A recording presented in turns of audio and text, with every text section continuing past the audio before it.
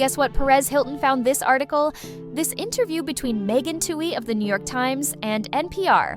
And I am shocked at this discovery. I don't know if he found it or if someone sent it to him, but many of us missed this. And it has Megan in an interview actually talking about speaking directly to Blake now, whether or not that matters, because Justin's case for defamation was dismissed. What is interesting in this article is not so much about what he did to her, not so much about the misconduct on the set, not so much the esh that made everything so big that made him get dropped by Ari Emanuel in WME, which made an award be rescinded from him, which made him become, mostly a pariah. Instead, the article focuses on the smear campaign. Right? The smear campaign with Megan, recalling a conversation she had with Blake, noting that what she experienced on set wasn't even that bad. If it wasn't even that bad, why are you suing? Oh yeah, it's Blake Lively. We all know here that we started off all of our investigations very objectively.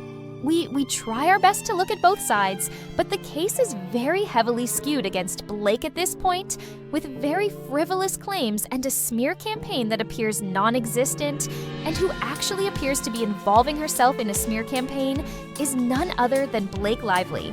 And I want to talk with you about what's happening on Reddit, because something's going on in one of their subreddits. It ends with lawsuits and how it got taken over by bots of Stephanie Jones, people like sympathizing with her and sympathizers of Blake Lively and Ryan Reynolds.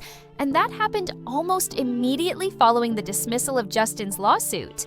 And now it appears that there is a smear campaign and some sort of digital manipulation happening on Reddit, trying to shift the narrative in on Reddit about Baldoni and trying to get people to view Blake as the victim. A campaign that she accused him of doing to her is now being waged against Justin. There's a lot of irony here, but the article is from December 23rd, 2024, and it's between NPR's All Things Considered, and it's Ari Shapiro, a journalist, and Megan Twohey.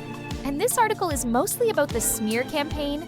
She was asked about the text messages and emails that Blake Lively's team obtained through a subpoena. The subpoena is Vanzan Inc., the false subpoena, the fake subpoena. So New York Times was representing this as a valid lawsuit, and honestly, I think that Blake might have lied to New York Times.